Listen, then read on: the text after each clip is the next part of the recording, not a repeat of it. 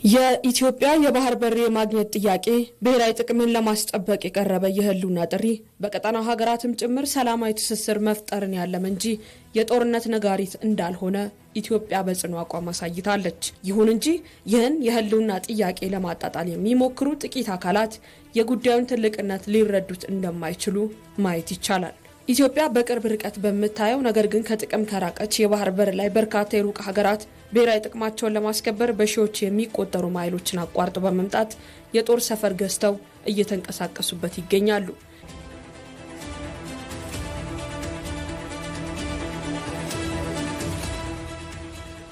ይህ ሁኔታ የኢትዮጵያ ኢኮኖሚያዊ ተጠቃሚነት ላይ ከሚያሳድረው ተጽዕኖ ባለፈ አካባቢው የአሸባሪዎች የሰዎች አዘዋዋሪዎችና የህገወጥ የጦር መሳሪያ ንግድ መናኸሪያ የሆነ መምጣቱ ለኢትዮጵያ ትልቅ የደህንነት ስጋትን ፈጥሯል። የሀገርን ሙሉ ደህንነት አደጋ ላይ ሊጥል የሚችል ክዋኔን ቁጭ ብሎ እንደመመልከት ነው የባህር በር የሌለው መንግስት።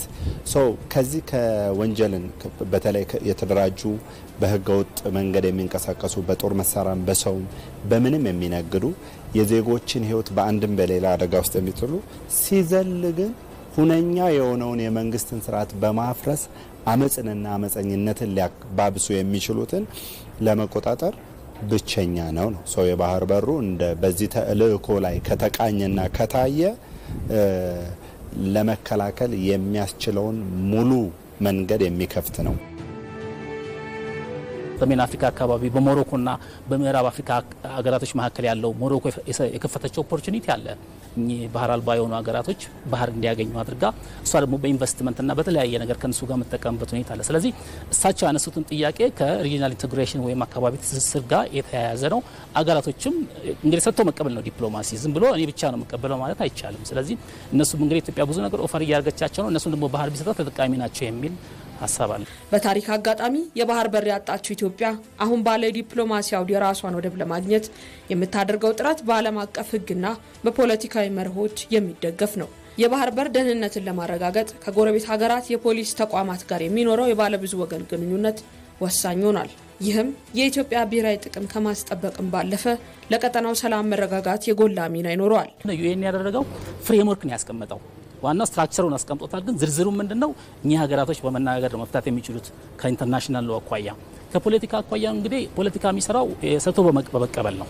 ጊቭ ኤንድ ቴክ ነው። የሆነ ነገር ኦፈር ታደርጋለች፣ ይመልሳሉ። ሌላ ደግሞ ሪያሊዝም ምንድነው? ፓወር። አሁን ኢትዮጵያ የተለያየ ፓወር አላት። ሶፍት ፓወር አላት። አሁን የኢኮኖሚ አቅሟ እየጠነከረ ነው። በቢሊየንስ ኦፍ ዶላር የሚቆጠር ፕሮጀክቶች እንትን እያለች ነው። ማዕድናቶች እያወጣች ነው። ነዳጅ የመሳሰሉ ነገራቶች፣ መዳበሪያ ፋብሪካ፣ እነዚህን ሁሉ ኢትዮጵያ አቅሟ እየጠነከረ ሲሄድ ሌሎቹ ላይ ተጽዕኖ የመፍጠር አቅሟ እየጨመረ ስለሚሄድ እነዚህ ሀገራቶች ለኢትዮጵያ ፍላጎት የሚያድርበት ሁኔታ ከፍተኛ ይሆናል። ስለዚህ ፖለቲካል ፓወር ከዚህ ነው የሚመነጨው። ባለብዙ ወገን ግንኙነት ውስጥ ገብተን የሚፈለገውን ውጤት ለማምጣት የተጣለውን የፖሊስ ተልእኮ በተግባር ለማድረስ ያገኘነውን አሳማኝ ማስረጃ መረጃው ተተንትኖ እርምጃዎችን እንኳን ለማውሰድ የሚያስችል ተቋም ለመገንባት የባህር በሩ እጅግ በጣም አስፈላጊ ስለሆነ አሁን ባህሩ ላይ የሚነሳውን ወንጀል ብቻ አይደለም ያንን ተገና አድርጎ ውስጥ ገብቶ ሌሎች አደጋ የሚጥሉትን ለመከላከል በጣም ብዙ ትርጉም አለው ማለት ነው። በዚህ ውስጥ እንኳን እንጌጅ አድርጎ ኢትዮጵያ የምታክለውን ቀጣውንም ከወንጀል የጸዳ ለማድረግ የምትገባባቸው ባለብዙ ወገኖችንም ላይ ለማድረግ ሲግኒፊካንት የሆነ ጥቅም አለው ማለት ይቻላል። አሁን ባለው ነባራዊ ሁኔታ የቀይ ባህር ቀጠና የዓለም ንግድ የደም ስርና የሀያላን ሀገራት አይን ያረፈበት ስፍራ ሆኗል። ኢትዮጵያ ለደህንነቷም ሆነ ለኢኮኖሚዋ ስትል በዚህ ጉዳይ ላይ በዝምታ እንደማትቀመጥም ተገልጿል።